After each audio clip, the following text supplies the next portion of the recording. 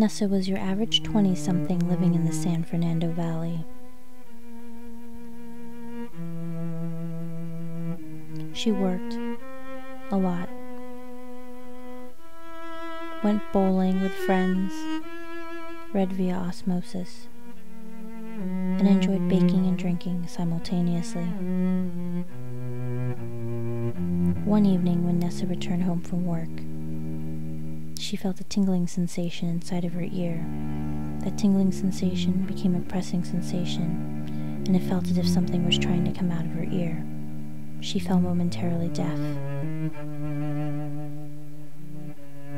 Instinctually, she reached for her ear and was able to pluck out the offending substance.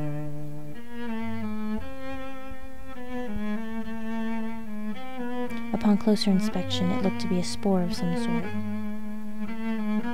What the hell was going on? 1 week later, the offending spore incident was long forgotten, and Nessa woke up and brushed her teeth.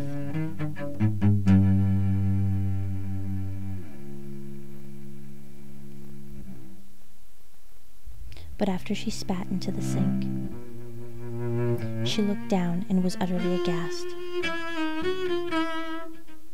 There were mushrooms in her sink. What was going on?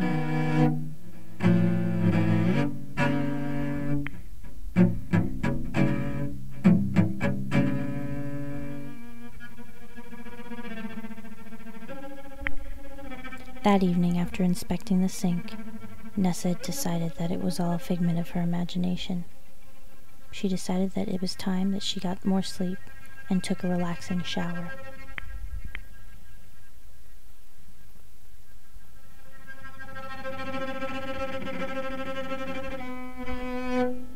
But then suddenly she felt something on the back of her head. She pulled it out. It was a mushroom. Why?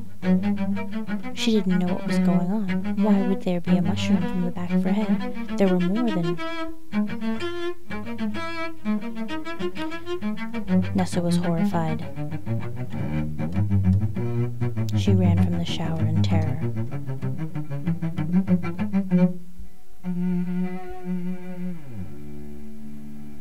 After thoroughly inspecting the shower and the sink, the mushrooms were gone, and she decided she really needed more sleep. It took a while, but she was able to finally fall asleep. The mushrooms did return in full force.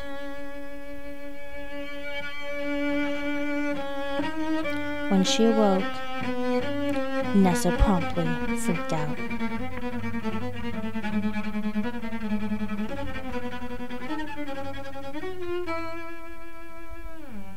Not knowing what to do, Nessa dialed her therapist.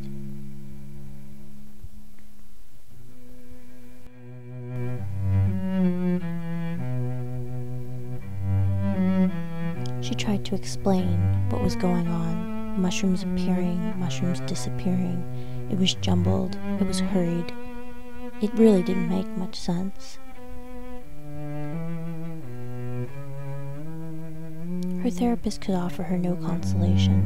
Mushrooms just didn't do that kind of thing. She needed to lay off the caffeine and get more rest.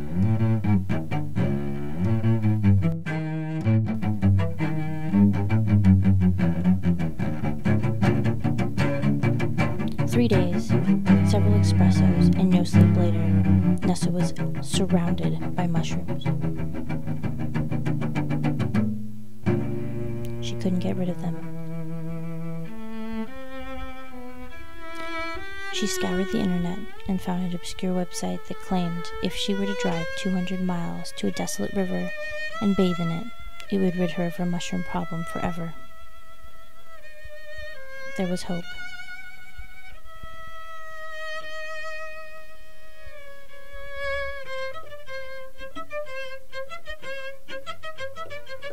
Before she could leave, she needed some coffee.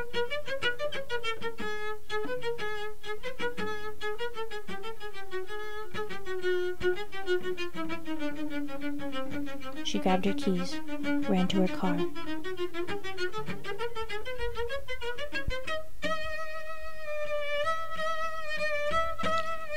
During her drive over, it was as if the mushrooms were multiplying.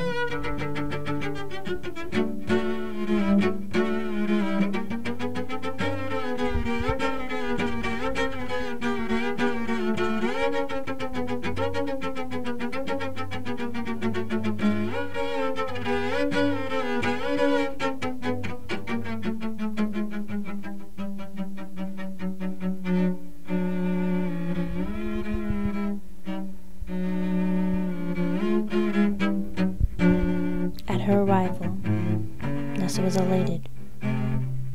She was moments away of ridding herself of these ghastly mushrooms.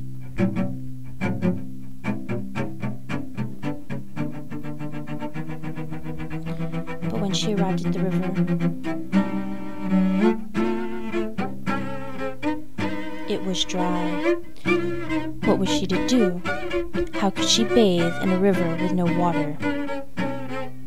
All hope was lost, but then she got this idea that perhaps there was still some residual moisture in that dirt. So she dove in and rolled around, and it felt as if it was working. There were no mushrooms, and she was starting to feel better. But they attacked. There were mushrooms coming from all directions. She rolled and rolled, but she couldn't shake them, and now they were beginning to attack and suck the life out of her. And soon, Nessa succumbed to the mushrooms.